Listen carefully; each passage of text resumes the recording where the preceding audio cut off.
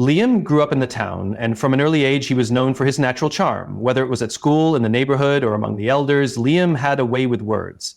He was often the life of the party, quick with a joke or a clever remark, and people seemed to love him for his charisma. His charm, however, was a double-edged sword. While it earned him friends and admirers, it also shielded him from facing the consequences of his actions. As a young man, Liam apprenticed with a local carpenter who taught him the trade. It didn't take long for Liam to pick up the skills necessary to become a proficient carpenter in his own right. In fact, he quickly became one of the best in the town, known for his precise measurements, quick hands, and ability to craft beautiful furniture and structures.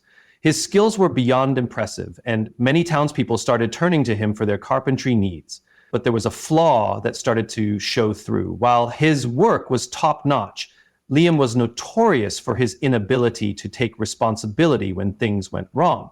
If a project didn't go according to plan or if a mistake was made, Liam would quickly point fingers elsewhere.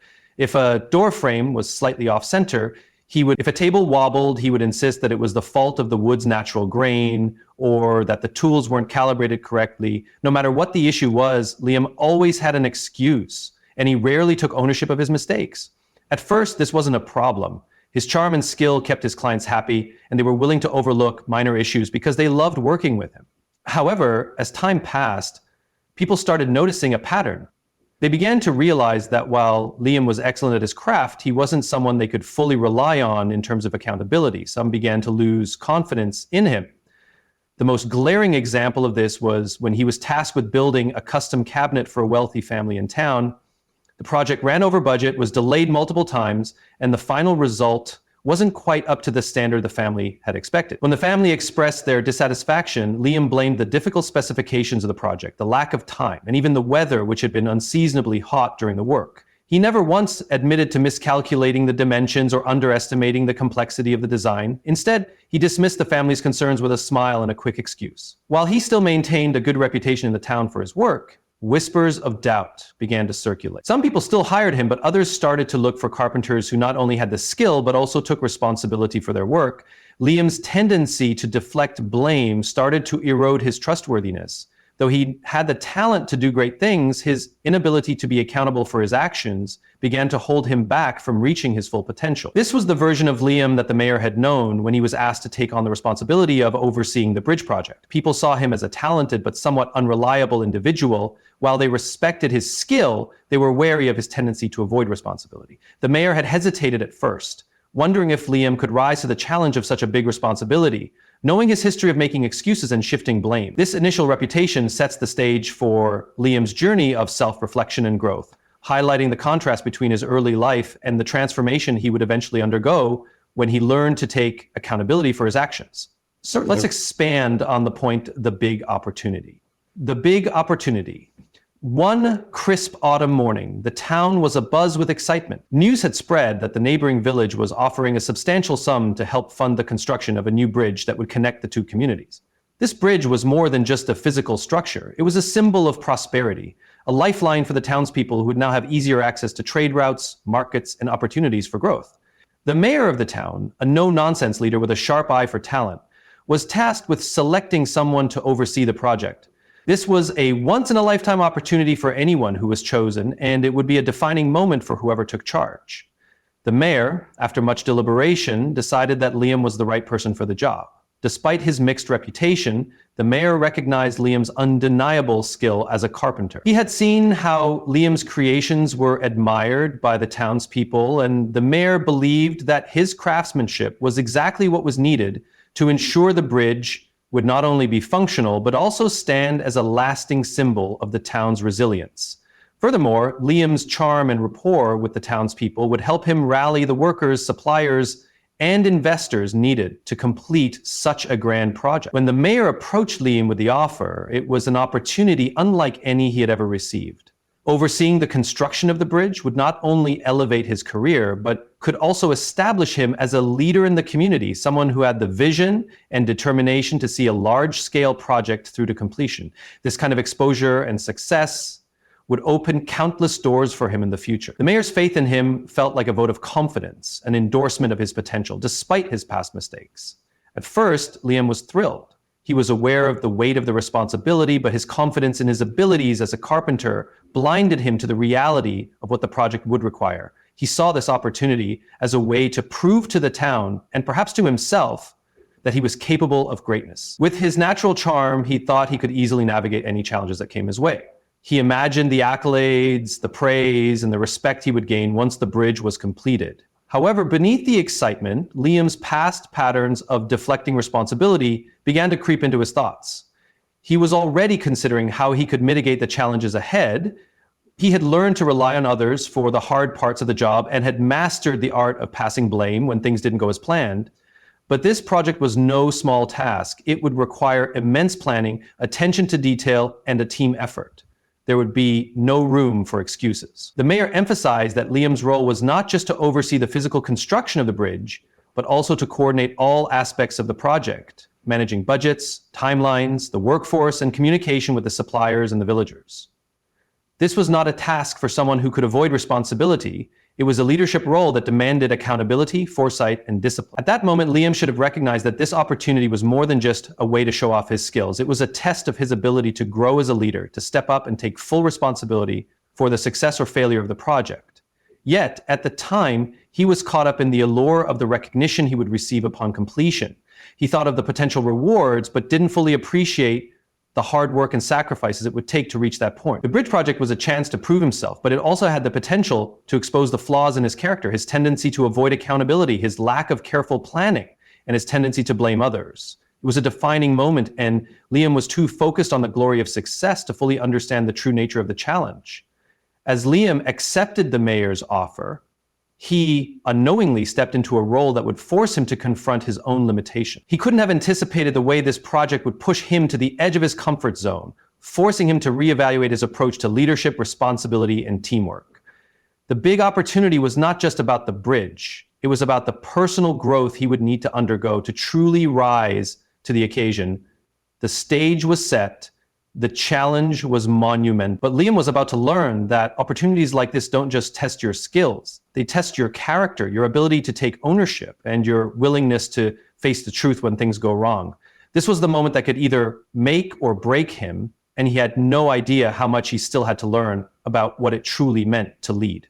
This expanded version shows how Liam's initial excitement about the opportunity to lead the bridge project clouds his judgment about the responsibilities it entails. It sets the stage for the inner conflict he will face as he is thrust into a role that demands much more than just technical skill. It requires personal growth, accountability, and true leadership. Absolutely. Let's dive deeper into the point external blame. External blame. As the bridge project kicked off, Liam was swept up in the excitement of being entrusted with such a major responsibility. However, as the days turned into weeks and the project faced its first major hurdles, the cracks in Liam's leadership began to show. Despite the initial enthusiasm, things weren't going smoothly, and problems started to mount. It wasn't long before Liam's habitual response to challenges emerged. He quickly turned to blaming external factors instead of looking at his own role in the difficulties that were unfolding. One of the first setbacks came when the materials for the bridge arrived late. The supply company that had been contracted to provide the steel and wood had run into unexpected delay. The timber had been delayed due to a storm in the forest where it had been harvested, and the steel was held up at the factory due to supply chain issues. In Liam's eyes, this was an obvious reason for the delay. The town was depending on this supply, and without it, the project couldn't move forward. Instead of investigating alternative suppliers or seeking a more proactive solution, Liam immediately pointed to the suppliers' delays as the main reason for the project's lack of progress. He reassured the mayor and the townspeople, "There's nothing I can do. The materials simply haven't arrived on time. And without them, the work can't progress. It's completely out of my hands." He even went so far as to communicate with the workers, saying that the delays were entirely due to the external circumstances of late deliveries. It gave him an easy excuse. There was no need for him to take responsibility for the delays, especially since he didn't plan well enough for these kinds of setbacks.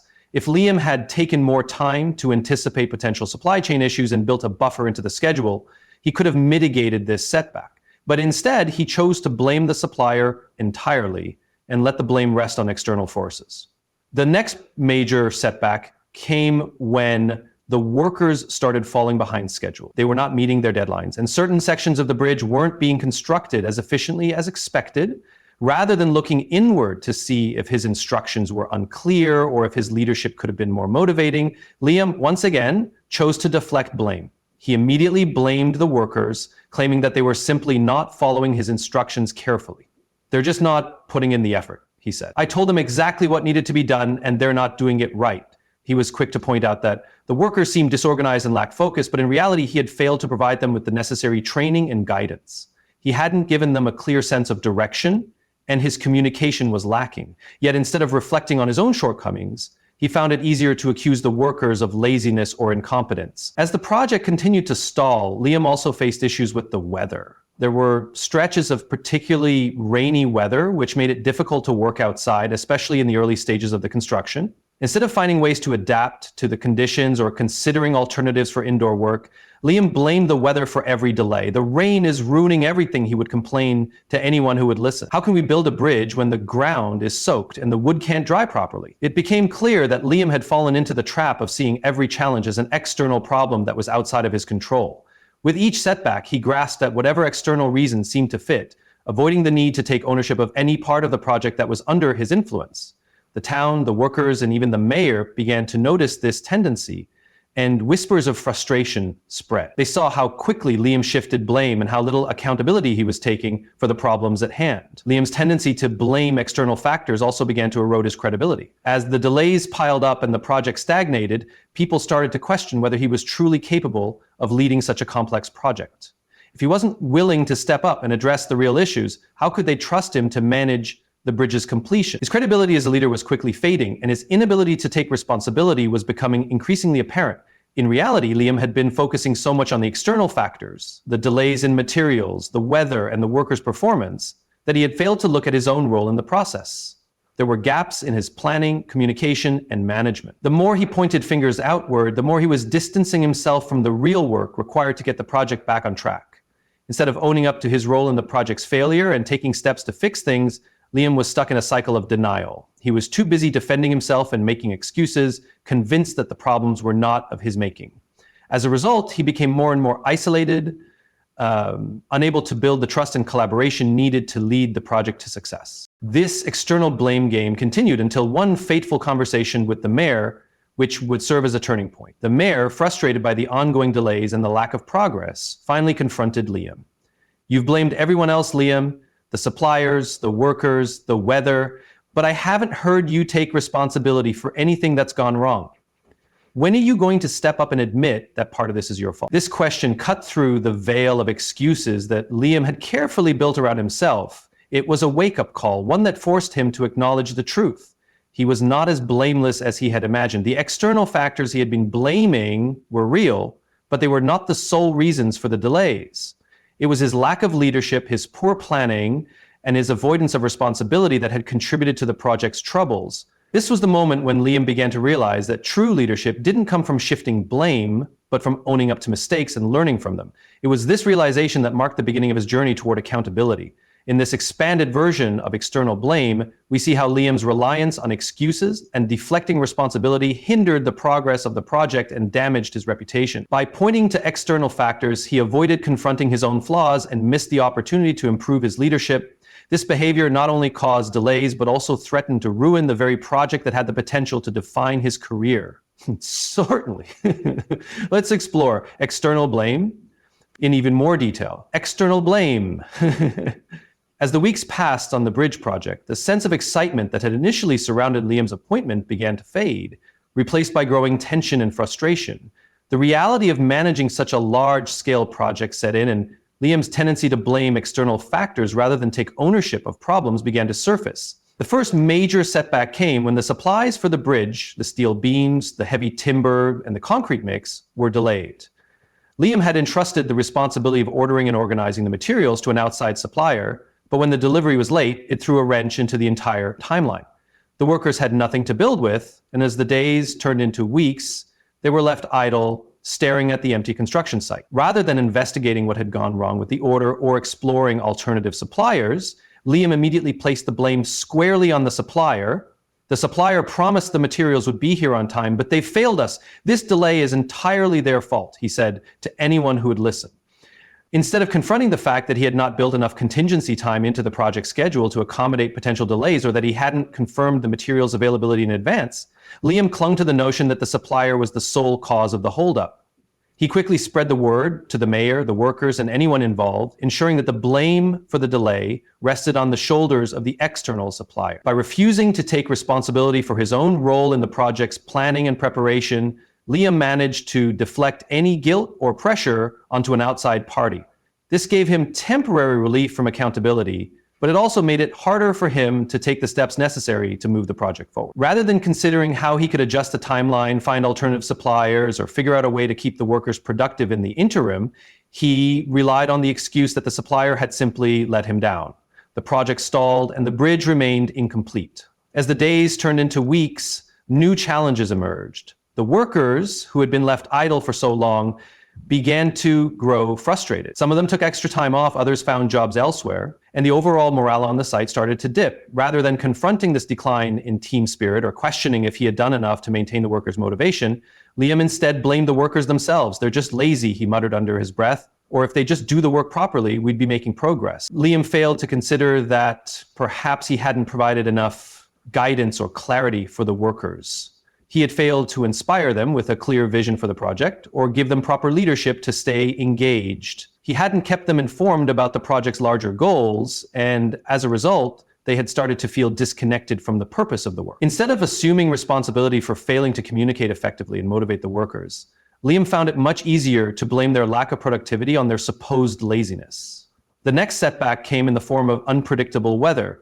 A heavy rainstorm delayed progress once again, and Liam used this as yet another excuse. "How can we work when it's pouring rain every day?" he would say to the mayor. "The rain is ruining everything. We're just not able to move forward under these conditions." He was quick to point out how nature itself was conspiring against him. While the weather certainly did cause delays, Liam's response showed his tendency to view challenges as obstacles beyond his control. Instead of adapting to the situation, adjusting the work schedule, or finding ways to move certain tasks indoors, Liam blamed the weather for every small delay. The workers couldn't pour the concrete because of the rain, the foundation couldn't be properly set due to the wet conditions, and even the smallest tasks were postponed. Liam failed to consider that part of his role as the leader of the project was to adapt to changing conditions. Instead of being flexible and finding ways to work around the rain, he chose to fixate on it as an excuse. The weather, the workers, and the supplier all became convenient scapegoats for Liam's inability to effectively manage the project. As more setbacks piled up, the town's patience began to wear thin. People who had once trusted him to complete the bridge started to question whether Liam was truly capable of leading such a critical endeavor. The mayor, too, was becoming increasingly frustrated. Rather than focusing on fixing the problems at hand, Liam became more obsessed with defending himself and blaming everything and everyone else. When the mayor finally approached him to discuss the stalled progress, Liam was quick to point out every factor that was outside of his control. "The weather has been awful, the workers are unreliable, and the supplier can't even meet their deadlines," he argued. "This is not my fault. The whole project is falling apart because of these external forces." Liam's approach, while it may have temporarily provided him with a sense of justification, ultimately hurt his credibility and alienated those around him. He failed to acknowledge that the project's delays were not solely due to external factors. His lack of leadership, poor planning, and inability to adapt to the situation played a significant role in the mess the project had become. Yet his focus on external blame allowed him to deflect responsibility and avoid the difficult truth that he wasn't doing enough to manage the project effectively.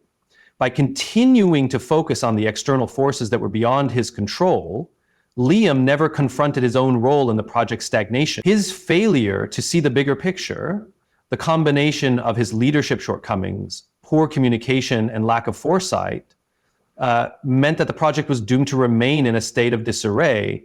The more he blamed the world around him, the less likely it became that he would take the steps necessary to turn things around. It wasn't until the mayor confronted him with the truth, "You've blamed everyone else, Liam, but you've never once taken responsibility for what's going wrong," that Liam began to see the consequences of his avoidance of accountability. His external blame had not only damaged the project, but it had also undermined his reputation as a leader.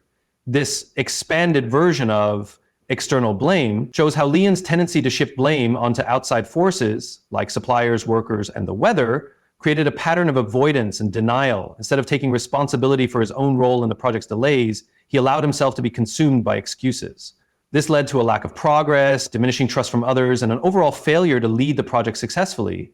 And it wasn't until the mayor's confrontation that Liam was forced to face his own mistakes and recognize that true leadership requires accountability, not external blame. Conclusion: the journey Liam had undergone was one of profound transformation. What began as a simple construction project became a mirror reflecting his deepest fears, his avoidance of accountability, and his growth as a leader. The mayor's challenge had shaken him to his core, forcing him to confront the harsh reality that his excuses and external blame were the true culprits behind the project's failures. And the days that followed, Liam took responsibility for every aspect of the bridge project. He revisited the planning phase, made the necessary adjustments to the timeline, and worked closely with the supplier to ensure materials would arrive on schedule. He sat down with the workers, explaining the vision for the bridge and motivating them to push forward. No longer consumed by excuses, he found creative solutions to adapt to the weather challenges, turning obstacles into opportunities to innovate. As a result, the bridge project began to move forward again. The workers, once disengaged, saw a new sense of purpose in Liam's leadership. They worked harder, more efficiently, and with renewed energy. The town, initially skeptical, began to see the progress as the project came back on track. The bridge, once a symbol of failure, was now a symbol of resilience and growth. But the true success of the project wasn't just the physical structure that was built, it was the internal transformation that Liam underwent. He became a leader who understood that leadership wasn't about avoiding responsibility or blaming others. It was about owning your mistakes, learning from them, and taking action to make things right. He learned that true growth comes from the willingness to face your weaknesses, embrace accountability, and strive to become better. Liam's experience taught him that every challenge, no matter how difficult, carries with it the potential for personal growth. By taking accountability for his actions, he not only saved the project, but also transformed his approach to leadership. From that point forward, he was known not just as a skilled carpenter, but as a leader who could be trusted to take ownership, face challenges head on, and inspire others to do the same. In the end, the bridge stood as a testament to the power of accountability, the unwavering foundation upon which true leadership is built. This conclusion emphasizes the transformation of the character Liam as he evolves into a more accountable, proactive, and resilient leader. It highlights the theme that personal growth and leadership are rooted in self-awareness and the ability to take responsibility for one's actions.